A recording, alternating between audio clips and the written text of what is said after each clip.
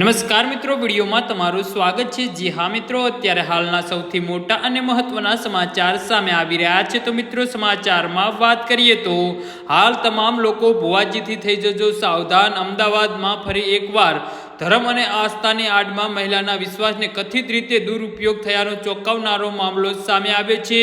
ઈસનપુર વિસ્તારમાં માતાજીના દરબારમાં નામે લોકોની સમસ્યાનો દૂર કરવાનો દાવો કરતો એક ભુવાજી હવે ગંભીર આરોપોનો ઘેરામાં આવ્યો છે। એક 35 વર્ષીય વિધવા મહિલાએ ભુવાજી અર્પિત દેસાઈ સામે દુષ્કર્મ અને એટ્રોસિટી હેઠળ ફરિયાદ નોંધાવતા પોલીસે તેની ધરપકડ કરી વધુ તપાસ શરૂ કરી છે।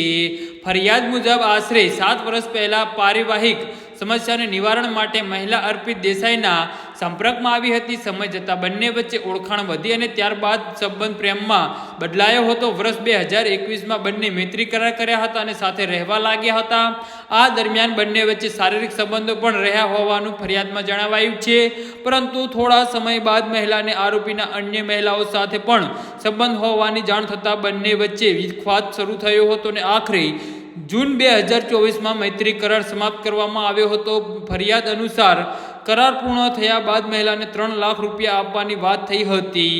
જી હા મિત્રો, તો આના વિશે તમારું શું કહેવું છે તો નીચે અમારી કમેન્ટ બોક્સમાં જરૂરથી જણાવજો અને અમારી યુટ્યુબ ચેનલને સબસ્ક્રાઈબ કરવાની ભૂલતા નહીં। ધન્યવાદ।